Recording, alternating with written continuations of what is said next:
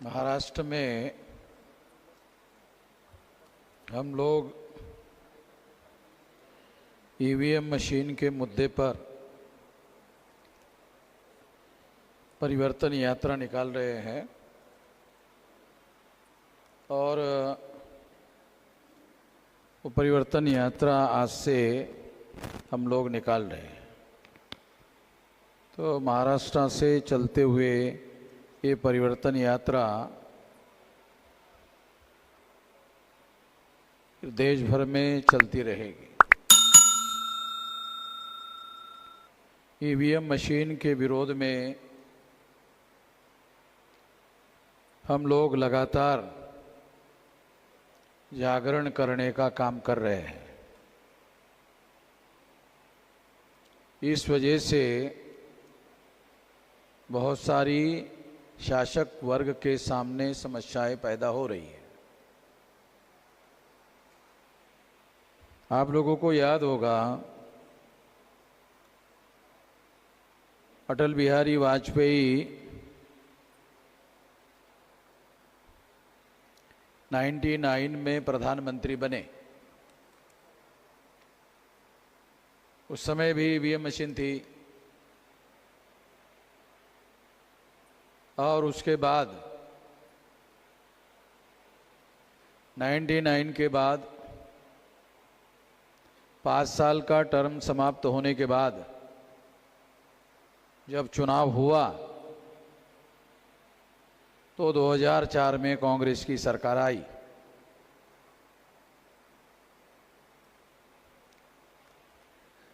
और अटल बिहारी वाजपेयी की सरकार होते हुए भी दोबारा बीजेपी की सरकार नहीं आई। ईवीएम मशीन का जो मुद्दा है, आप लोगों को ये भी याद होगा भारतीय जनता पार्टी के लोगों ने भी ईवीएम मशीन के बारे में सवाल खड़े किए थे। आप लोगों को ये भी याद होगा कि कांग्रेस के लोगों ने भी ईवीएम मशीन के बारे में सवाल खड़े किए।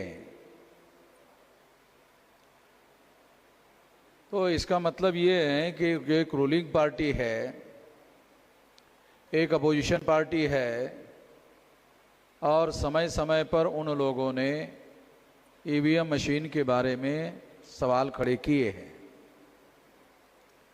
इसके बावजूद भी ईवीएम मशीन चल रही है। ये वास्तव में बहुत बड़ा सवाल है कि जब दोनों पार्टियां ईवीएम मशीन के बारे में सवाल खड़ा कर चुकी है तो ईवीएम मशीन जाना चाहिए। इसके बावजूद भी ईवीएम मशीन चल रही है तो उसकी निश्चित रूप से कोई खास वजह होनी चाहिए। उसकी खास वजह ये है कि कांग्रेस और बीजेपी और कांग्रेस इसका विरोध करते हुए दिखाई देती है, मगर इन लोगों का ईवीएम मशीन के बारे में म्यूचुअल अंडरस्टैंडिंग है, आपसी समझदारी है। फिर आप लोग सोचते होंगे फिर ये लोग विरोध क्यों करते हैं? वो इसलिए विरोध करते हैं, जब बीजेपी सरकार में रहती है तो कांग्रेस के लोग विरोध करते हुए दिखाई देते हैं, करते नहीं दिखाई देते हैं। जब कांग्रेस सरकार में रहती है तो बीजेपी विरोध करते हुए दिखाई देती है। यानी इसके पीछे एक सोच है। वो सोच क्या है कि ईवीएम मशीन के विरोध में जो जनभावना है वो जनभावना कांग्रेस के समर्थन में या बीजेपी के ही समर्थन में रहना चाहिए। अगर इसके विरोध की कोई भावना है तो वो भी विरोध की भावना का आंदोलन भी कांग्रेस के या बीजेपी के नेतृत्व में ही चलना चाहिए। इसके बाहर किसी के नेतृत्व में ये आंदोलन शिफ्ट नहीं होना चाहिए। ये शिफ्ट नहीं होना चाहिए, इसके लिए वो खबरदारी लेते हैं। क्योंकि अगर मान लो बीजेपी और कांग्रेस से शिफ्ट होकर ये हमारी तरफ शिफ्ट हो गया अगर एक बार हो गया, एक ही बार होना है, ज्यादा बार नहीं होना है। एक बार होने के बाद फिर दोबारा उन लोगों की तरफ ये मामला नहीं जाएगा। इतना बड़ा मामला ईवीएम मशीन से संबंधित है, तो इसलिए वो लोग हर प्रकार की खबरदारी ले रहे हैं, हर तरह की खबरदारी ले रहे हैं।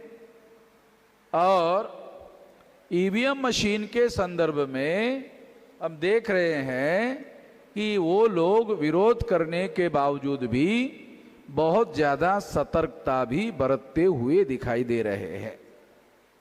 इसलिए हम लोगों को ईवीएम मशीन का आंदोलन किसी भी स्थिति में हम लोगों को एक राष्ट्रव्यापी आंदोलन में रूपांतरित करना है। और आज ये आंदोलन हम बना चुके हैं। अब केवल एक काम बाकी है। आंदोलन ईवीएम मशीन के विरोध में बन चुका है, केवल एक काम बाकी है, इस आंदोलन को जन आंदोलन में रूपांतरित करना जरूरी है। बस इतना ही बाकी है। इसका राष्ट्रीय आंदोलन तो हो गया है, अब ये 625 जिलों तक पहुंच गया है। ये जो विरोध है ये 625 जिलों में आने वाले समय में जेल भरो भी होगा, भारत बंद भी होगा। तो आंदोलन हो चुका है। अब केवल ये आंदोलन जन आंदोलन में रूपांतरित करना बाकी है। तो इसके लिए हमको क्या करना होगा? इसके लिए हम लोगों को, हमारे कार्यकर्ताओं को, जब हम कह रहे हैं कि हमारा आंदोलन कैडर बेस ऑर्गेनाइजेशन है, तो हम लोगों को SC ST OBC माइनॉरिटी के बस्तियों में जाकर हम लोगों को ईवीएम मशीन के विरोध में स्थानिक स्तर पर कमेटियों का गठन करने का काम करना चाहिए। ये बूथ लेवल तक की कमेटियों का गठन करने का काम करना चाहिए। ये बात जानना समझना जरूरी है कि राष्ट्रीय स्तर का आंदोलन बाकायदा खड़ा हो चुका है। जब 625 जिलों में भारत बंद होगा तो आंदोलन तो खड़ा हो चुका है। और अगर आंदोलन खड़ा हो चुका है तो जो शासक वर्ग है फिर ईवीएम मशीन को क्यों नहीं हटा रहा है? ये आपके मन में सवाल आता होगा। तो वो लोग तब तक इसको नहीं हटाएंगे जब तक ये आंदोलन जन आंदोलन में रूपांतरित नहीं होगा। देखो, दो विकल्प होते हैं जब कोई नहीं सुनता है, जब कोई शासक नहीं सुनता है, तो एक विकल्प होता है जन आंदोलन और एक विकल्प होता है हिंसा। अगर आप हिंसा नहीं करना चाहते, जिसमें हम समर्थक नहीं हैं, हम हिंसा के समर्थक नहीं हैं, मगर ईवीएम मशीन हटाने का हिंसा एक रास्ता है। मैं ये नहीं कह रहा हूं कि हिंसा रास्ता नहीं है, हिंसा एक रास्ता है। सारे दुनिया में इस बात को माना। बाबा साहब अंबेडकर ने भी एक जगह लिखा हुआ है और रिटर्न में लिखा हुआ है, अगर आपका उद्देश्य पवित्र है तो फिर हिंसा गलत नहीं है। एक जगह बाबा साहब अंबेडकर ने ये कहा है कि यदि आपका मकसद पवित्र है तो फिर हिंसा का तरीका आप अपनाते हो वो गलत नहीं है, कहा जा सकता। मैं अपनी बात नहीं कह रहा हूं, बाबा साहब अंबेडकर ने कहा है। मगर बाबा साहब अंबेडकर ने कहा है मगर अपनाया नहीं, उस पर अमल नहीं किया। ऐसा नहीं कहा जा सकता कि समता, स्वतंत्रता, बंधुता और न्याय पर आधारित समाज और राष्ट्र का निर्माण करना पवित्र कार्य नहीं है। निश्चित रूप से पवित्र कार्य है और बाबा साहब अंबेडकर जिंदगी भर ये काम करते रहे, मगर उन्होंने हिंसा का सहारा नहीं लिया। हम भी हिंसा के समर्थन में नहीं है, मगर हिंसा गलत नहीं है।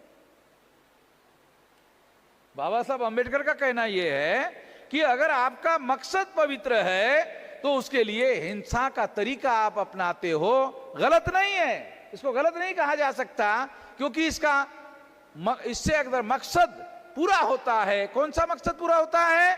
समता, स्वतंत्रता, बंधुता और न्याय पर आधारित समाज और राष्ट्र का निर्माण होता है। तो गलत नहीं है। गांधी जी जिंदगी भर अहिंसा अहिंसा अहिंसा अहिंसा अहिंसा कहते रहे, जिंदगी भर कहते रहे। मगर एक समय आया, गांधी जी को लगा साला हिंसा करना पड़ेगा, हिंसा का रास्ता अपनाना पड़ेगा। अपनी बात नहीं कह रहा हूं। गांधी जी ने फिर ऐलान किया, डू डाई, मरो या करो, डू और डाई। ये डू और डाई क्या है? ये तो हिंसा ही है ना। करो या तो मरो। अब मरेगा कब आदमी? जब हिंसा होगी तभी मरेगा। तो गांधी जी को भी, जिसके हम समर्थक नहीं हैं, वो भी जिंदगी भर अहिंसा अहिंसा अहिंसा कहते रहे, मगर डू और डाई का स्लोगन गांधी जी ने ही दिया।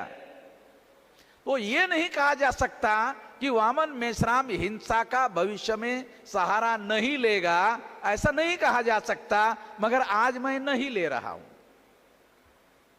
आज मैं हिंसा का सहारा नहीं ले रहा हूं। हिंसा का सहारा लेने से ज्यादा खतरनाक और एक रास्ता है।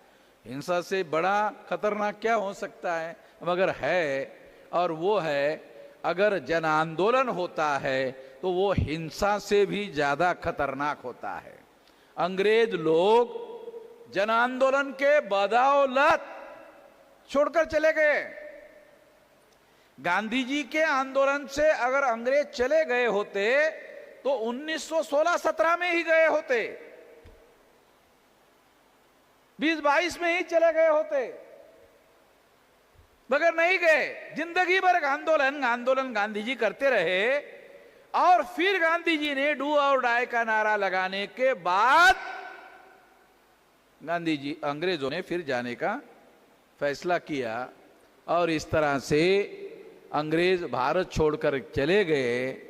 हम तो ब्राह्मणों को कह नहीं रहे हैं, हम ये जरूर कह रहे हैं कि तुम भारतीय नहीं हो, यूरेशियन हो। तुम भारतीय नहीं हो, तुम्हारा डीएनए भारतीय नहीं है, वैज्ञानिक शोध के अनुसार तुम भारतीय नहीं हो।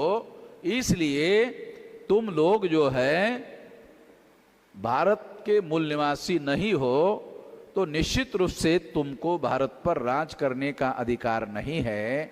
यदि हमने ये आंदोलन नहीं चलाया होता तो अटल बिहारी वाजपेयी के बाद ब्राह्मणों को ईवीएम मशीन होने के बावजूद भी ओबीसी को प्रधानमंत्री बनाना पड़ा। अरे ईवीएम मशीनें बहुत हो गए ना। अगर आपके पास ईवीएम के द्वारा अपना प्रधानमंत्री आप बना सकते हो, बना रहे हो, तो ईवीएम का भी उपयोग कर रहे हैं और ओबीसी का भी उपयोग कर रहे हैं, एक साथ दो काम कर रहे हैं। ये खतरा कहां से है कि दो दो रास्तों का उपयोग करना पड़ रहा है? एक ईवीएम का भी उपयोग कर रहे हैं और एक ओबीसी का भी उपयोग कर रहे हैं।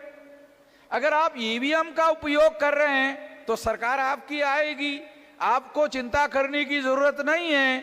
मगर वो ऐसा सोचते हैं कि ईवीएम का उपयोग करने के बाद अगर ब्राह्मण प्रधानमंत्री बने तो फिर तो वामन मेश्राम का आंदोलन जन आंदोलन होने से कोई नहीं रोक सकता।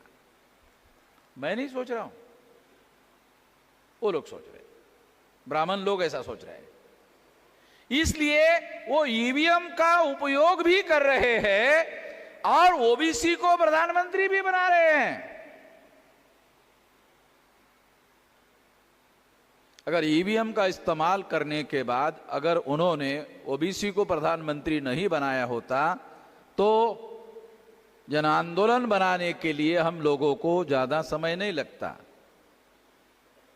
क्योंकि हमारे पास राष्ट्रीय स्तर का संगठन ही नहीं है, बल्कि राष्ट्रीय स्तर का कैडर बेस ऑर्गेनाइजेशन है जो भारत में किसी के पास नहीं है।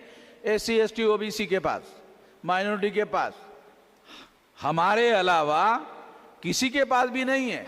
ब्राह्मणों के पास है, कम्युनिस्टों के पास है और तमाम लोगों के पास है, मगर हमारे एससी एसटी ओबीसी माइनॉरिटी के लोगों के पास हमारे अलावा कैडर बेस किसी के पास नहीं है, तो अगर हमारे अलावा किसी के पास नहीं है तो हमारे ही आंदोलन में जन आंदोलन बनाने के सारी संभाव्य ताकत छुपी हुई है, दूसरों के पास नहीं है। इसलिए ईवीएम का इस्तेमाल करने के बावजूद भी ओबीसी को प्रधानमंत्री बनाना पड़ रहा है, तो नरेंद्र मोदी को कम से कम एक बार हमारा धन्यवाद तो जरूर करना चाहिए कि अगर हमारी पोटेंशियल ताकत नहीं होती तो क्या अडवाणी के पिछवाड़े पे लात मार के मोदी को प्रधानमंत्री बनाते हैं? अडवाणी की वजह से बीजेपी एक छोटी पार्टी थी, अडवाणी ने रथ यात्रा चलाई, राम यात्रा चलाई, उसके बाद बीजेपी 100 सीटों वाली पार्टी हो गई। अडवाणी के रथ यात्रा के बाद, रिकॉर्डेड बातें बोल रहा हूं, बहुत पुरानी बातें नहीं है, 100 साल पुरानी बात नहीं है, ये अभी अर्वाचीन इतिहास है, ये 90 के आसपास का इतिहास है, ज्यादा पुराना इतिहास नहीं है।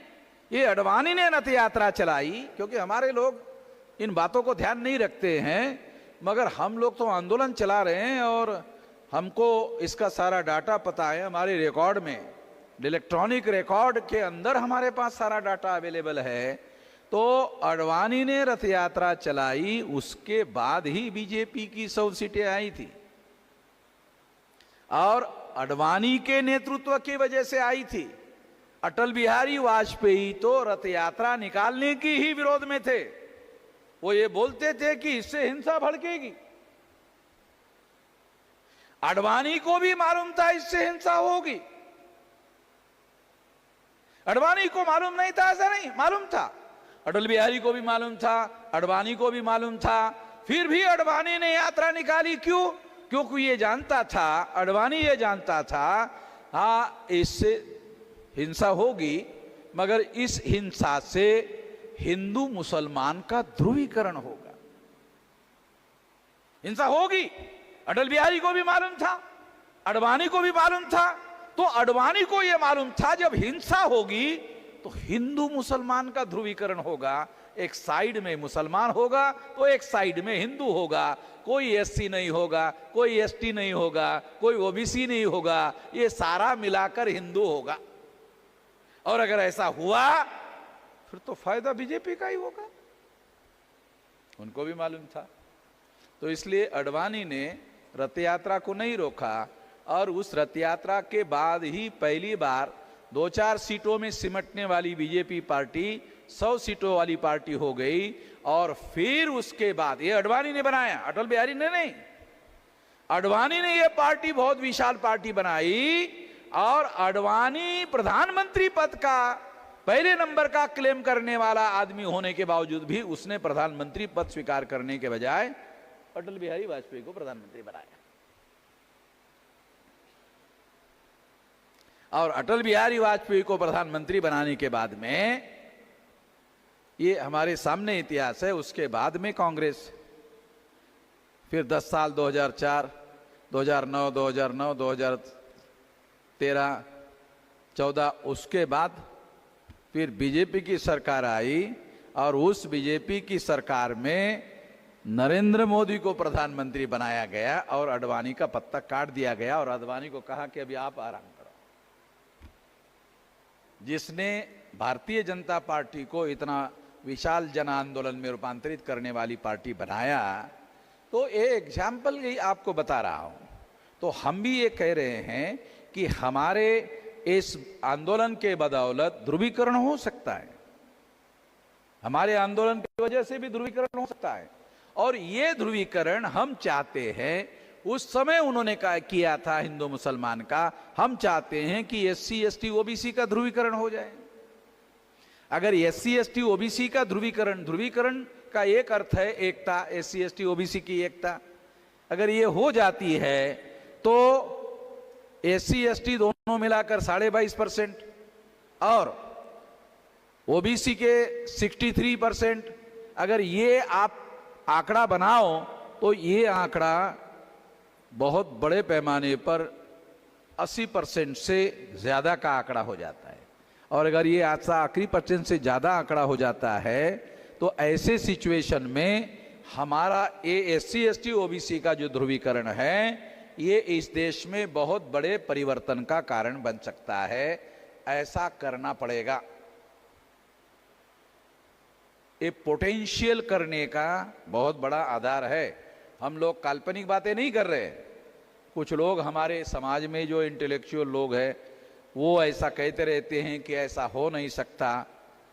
जो लोग ऐसा सोचते हैं, जो इंटेलेक्चुअल है और ऐसा सोचते हैं जो हो नहीं सकता, तो उसका परिणाम क्या होता है? जो हो नहीं सकता उसको करने की क्या जरूरत है? लॉजिक क्या कहता है?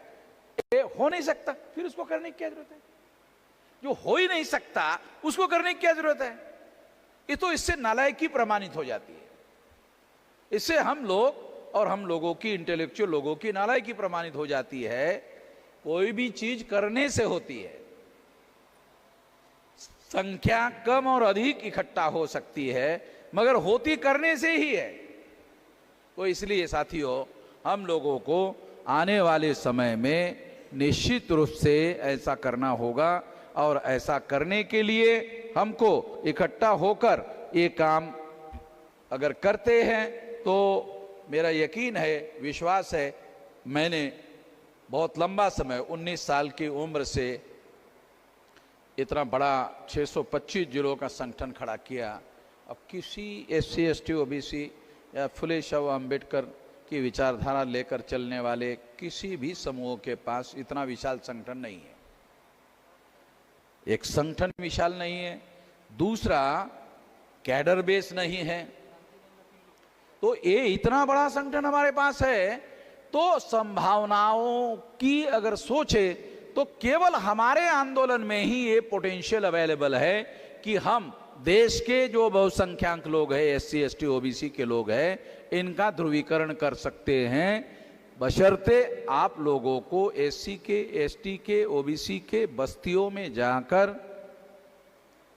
लोअर लेवल पर जाकर, बूथ लेवल पर जाकर संगठन बनाने का काम करना चाहिए।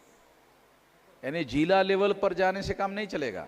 जिले से नीचे तहसील में जाना पड़ेगा, तहसील की कमेटियां बनानी पड़ेगी और ट्रेनिंग लेना पड़ेगा। तहसील से नीचे ब्लॉक में जाना पड़ेगा, ब्लॉक के नीचे ग्राम पंचायत में जाना पड़ेगा, ग्राम पंचायत के नीचे गांव में जाना पड़ेगा, गांव के नीचे बूथ में जाना पड़ेगा, बूथ के नीचे सामाजिक समूहों में जाना पड़ेगा। अगर आप ऐसा करते हो, क्योंकि अभी यही काम हम कर रहे हैं। बामसेप के लिए मैंने 48 साल लगाया। अभी बामसेप का काम मैं नहीं कर रहा हूं, बामसेप का काम हमारे लोग कर रहे हैं और वो लोग उसको बढ़ा रहे हैं। अभी मुझे बढ़ाने की जरूरत नहीं है। अभी मैं सारी एनर्जी, सारी ताकत आंदोलन और आंदोलन को जन आंदोलन बनाने में लगा हुआ हूं। बस समय का फेर है। मेरा यकीन ये है केवल समय है। समय के अलावा हमारे बीच में कुछ है नहीं है, केवल समय है। ये होना तय है, केवल समय है।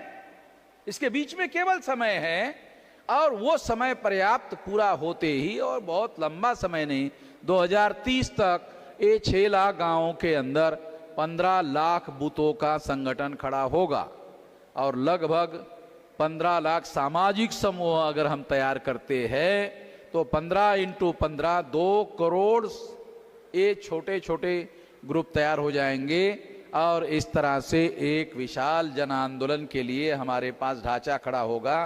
क्योंकि जन आंदोलन के लिए छोटे लेवल पर सामाजिक समूहों का संगठन नहीं होगा तो मोबिलाइजेशन नहीं होगा, और मोबिलाइजेशन नहीं होगा तो जन आंदोलन नहीं होगा, जन आंदोलन नहीं होगा तो हमारी समस्या का समाधान नहीं होगा।